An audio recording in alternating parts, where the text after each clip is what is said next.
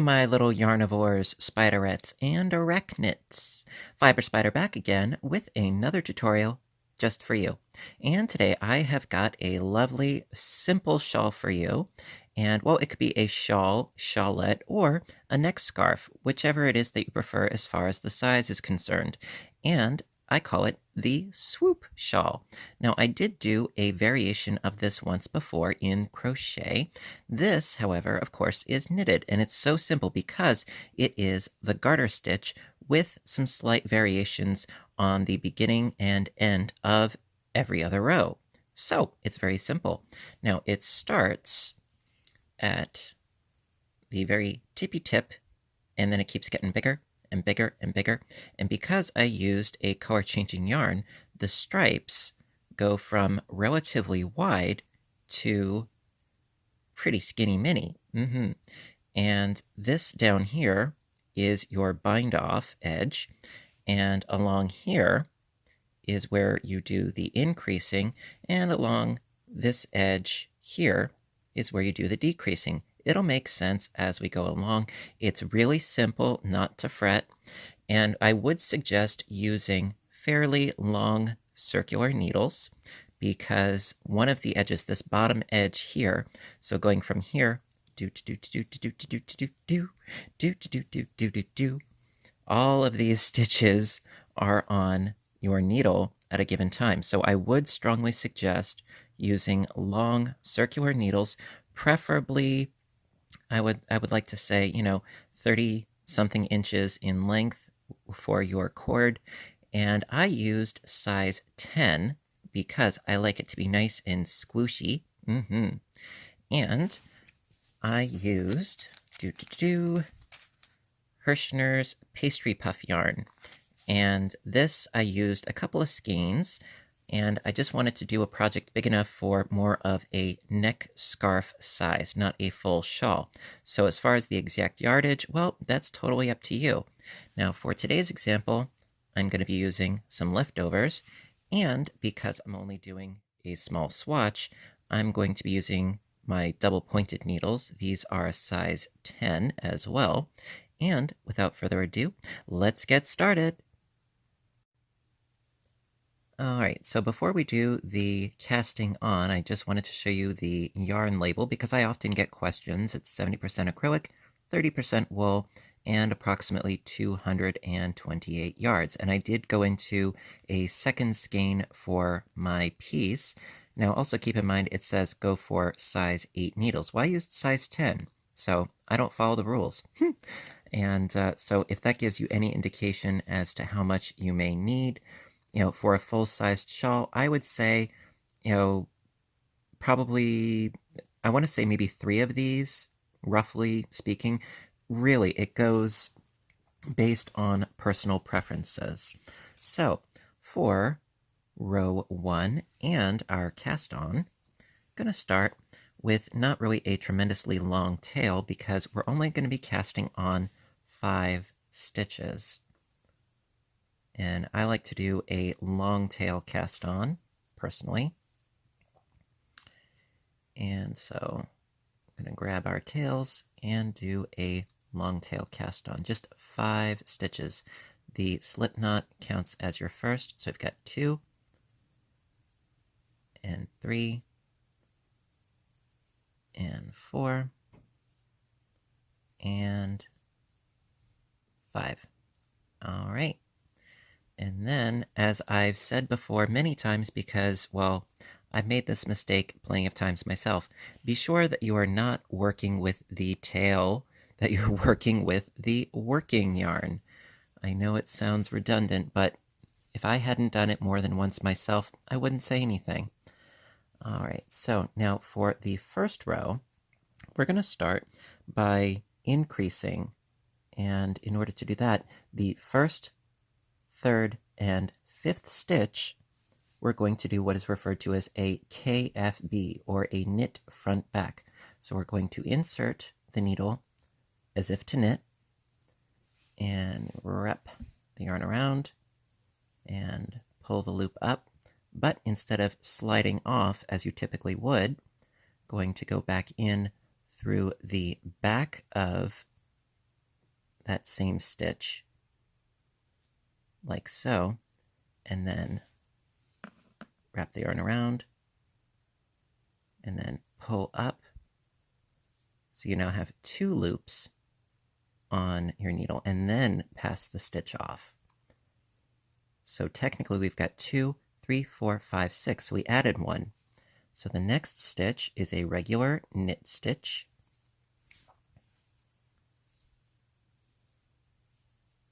And then another KFB, because we need to increase once again.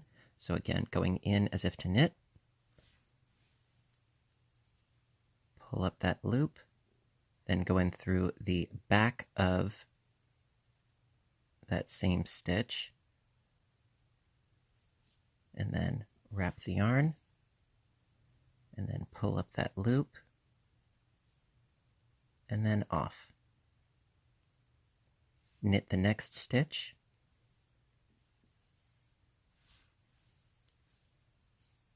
as normal, and then a KFB again at the very end. So again, wrapping around, pulling it up, and then going around to the back of the same stitch,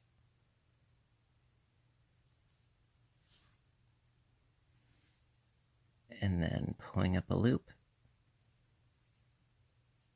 and then off. So we went from having 5 stitches to a total of 8 stitches.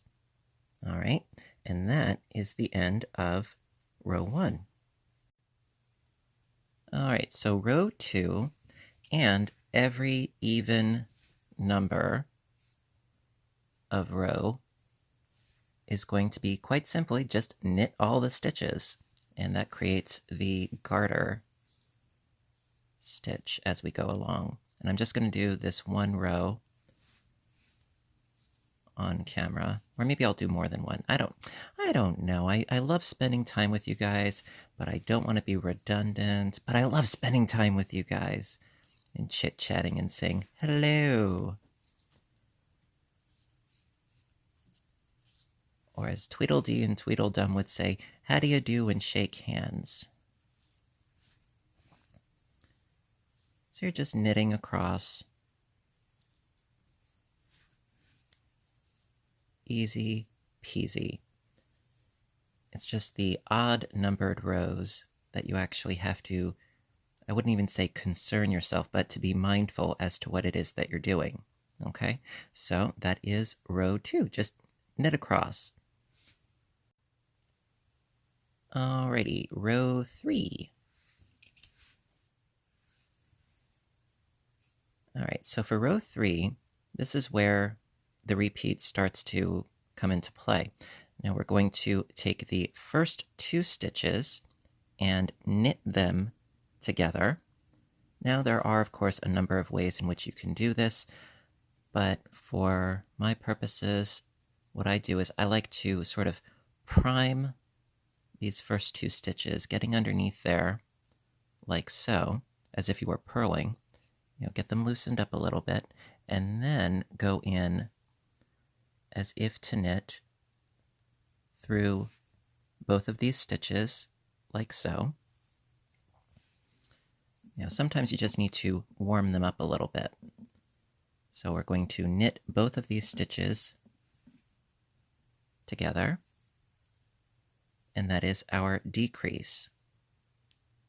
Okay, and we have 6 stitches left on our needle. So going to knit one,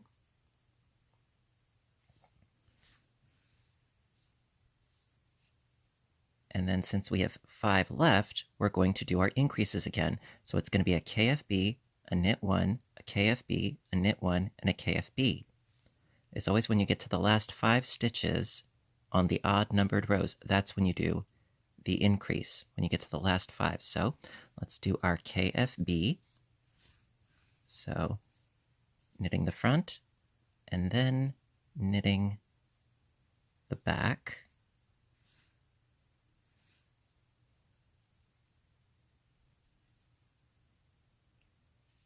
And off. then knit a regular stitch, and then do another KFB.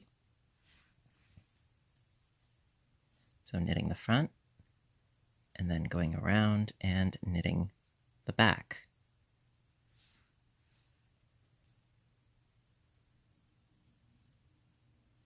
And off. Knit the next stitch,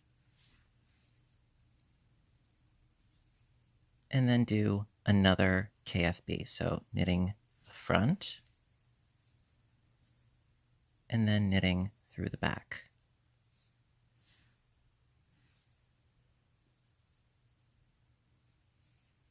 There you go.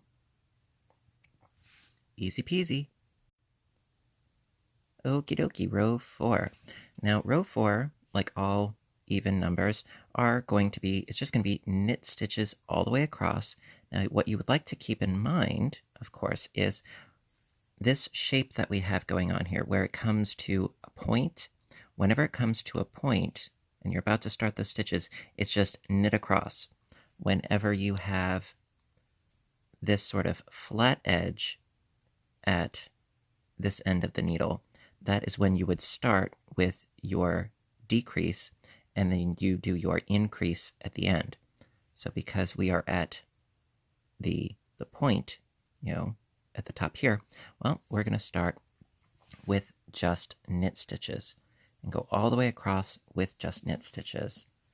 And it's something to keep in mind as you are making this piece, because, well, even though it's only a 2-row repeat, sometimes, you put your work down, you're like, what row did I leave off on? And as you work this project more and more and more, the shape will become more and more pronounced. And that's a good thing. And it will start swooping. And that's what we want.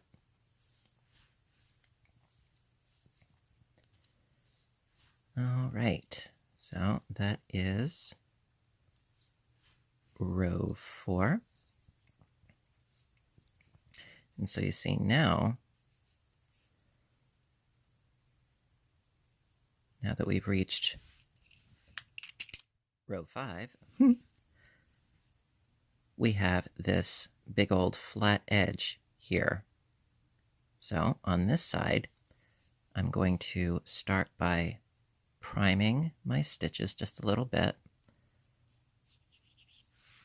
and then going in so that I can knit these first 2 together. So knit these 2 together.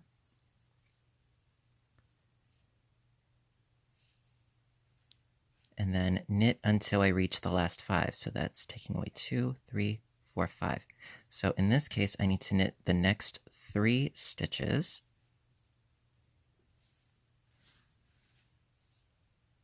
That's 1, 2, and 3. And so I've got 5 left, which means I need to do a KFB, knit 1, KFB, knit 1, KFB. It really is as easy as that. Just as long as you keep in mind where you're at, you can't go wrong. So knitting the front, and then going around to the back, and knitting the back of that stitch, and then off. Knit the next stitch,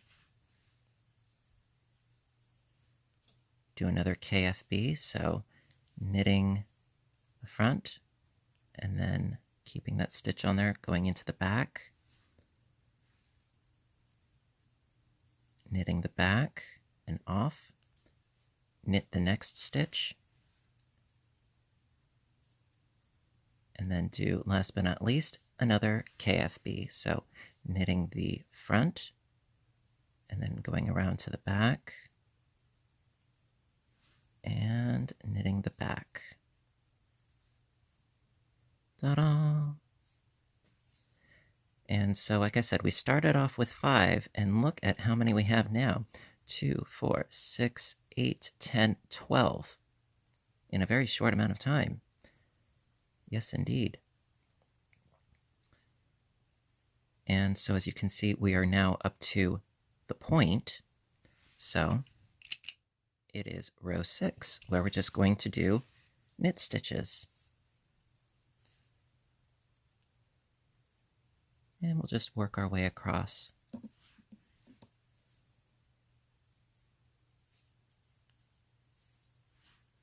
And I can't tell you how much, I love the garter stitch, because when you're not working with, knitting 2 together and doing KFBs, the rest of it, it's just knit stitches. And it is definitely one of my favorite stitches because it is so simple and it is quite mindful, and you can just sort of get lost in it. And also, it will lay flat without any problem, as opposed to stockinette, which if you've done knitting for any length of time, that stockinette, it loves to curl. This will not, which is a nice extra bonus. And we've already reached our new color.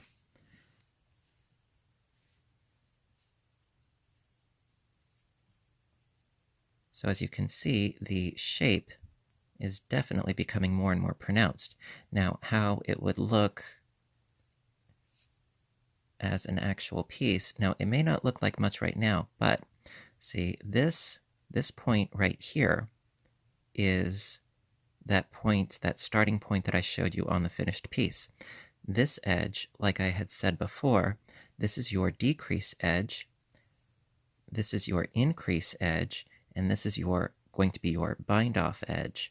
Now, it doesn't look very pronounced right now, but the more you stitch, the more pronounced it will be, and it will make more sense. Trust me. Like right now, it doesn't look like much, but it is the same 2-row repeat from here on out. So I'm going to do another row for you, and then I'll show you how to do the bind off. All right. All right, so we're going to do row 7 together. And so we're going to go in and prime the first 2 stitches, and then scoot on underneath so I can knit these first 2 together.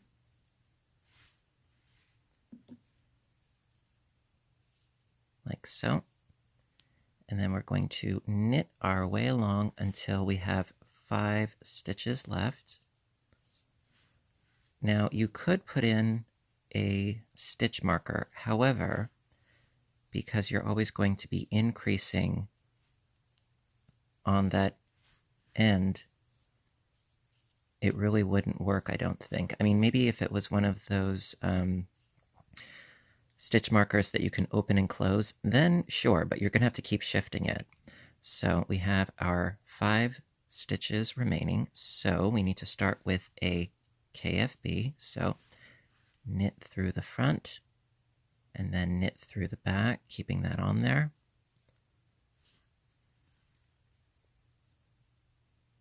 And off, knit the next stitch.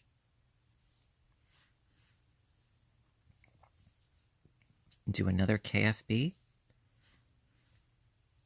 knit through the front, keep it on there, knit through the back,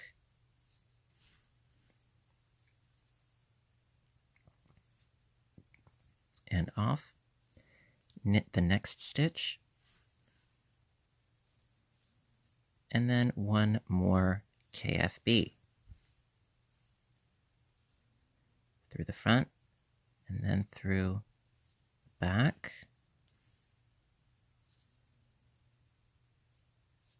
voila. All right, now as far as binding off, I would suggest binding off on an even number row, because you're not worrying about increasing or decreasing or anything like that. It would be typically just a knit row, right? So if you're not familiar with how to bind off, well, I'm going to show you real quick. Also, I can't stress this enough. Try to do this loosely, okay? Otherwise, it's going to end up puckering a little bit, and you don't want that. You don't want it to be too tense.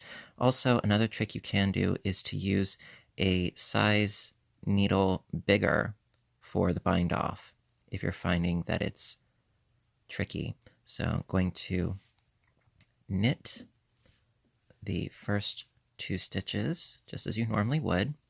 Knit, and then knit, and then going into that first stitch and pull the first stitch over the second stitch and off, and then keep that first one on there. And then knit the next one.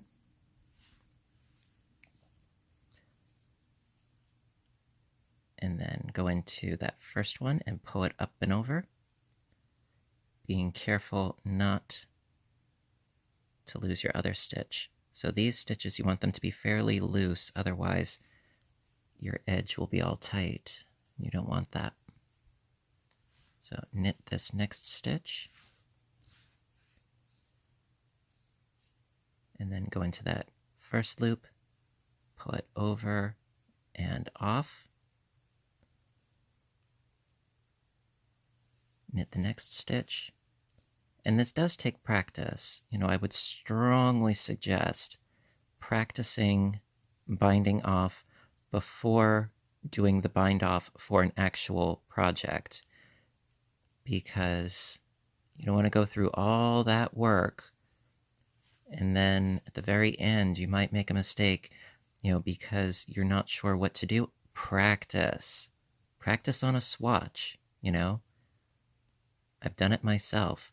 See, we've got a nice clean, not tight bind off edge. That's exactly what we want. And it does take practice. I'm not gonna lie. Just like with anything else. Because I can't tell you how many times I have done the bind off. And yep, I had a death grip on it because I was afraid that I was going to drop stitches, and then as a result I had this really puckered edge. You know, it took me a while to get there, but I did. Even still, and even now, it's not perfect, but certainly better than it was. It used to be something I was terrified of, but you know, you get used to it, like anything.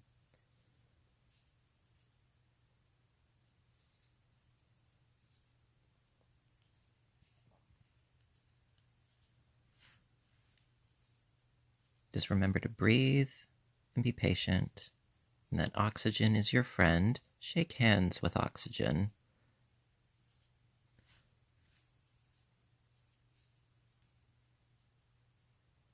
Just be careful, that's all.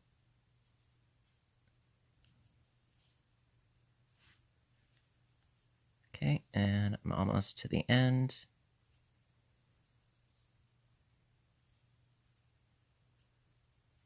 And knit this last one. And then pull that first loop over and off, and shaboom. Now what you would do at this point is you would cut your working thread and you would pull it out from this loop here. You would pull that up and then you would sew in your end. So as you can see, it's not puckered. You know, it's nice and even. Very happy about that. And so this would be essentially the shape of your shawl, scarf, what have you. So this would be the neckline. And if you want to go based on how it looked in the picture, so it starts up here, and then this is the decrease row, well, decrease edge, and then this is the increase edge, and this is the bind off. So it's not entirely symmetric, not entirely asymmetric, because it does have a really lovely crescent shape when it's more fleshed out. So, At any rate, I really hope that you enjoyed this tutorial, that you learned something, and that you thought it was fun. And I hope that you give it a try. This would be great for any color changing yarn. Karen cakes or an ombre would be awesome in Red Heart. By the way, no, I'm not sponsored by any of these yarn brands or anything like that, but I wanted to show you, of course, what it is that I used in case if you're interested in trying to duplicate the results yourself. So, if you did like it, show your support with the little thumbs up button down below. If you haven't hit subscribe, please do so because I do try to post as often as I can, whether it's crocheting or knitting or audiobook narration or, of course, my other YouTube channel, Fiber Spider Games. Would love to see you guys there too. And until next time, I want all of you to stay inspired, stay caffeinated, and above all, stay stitching. I love you guys, and I'll see you in the next episode. Bye for now.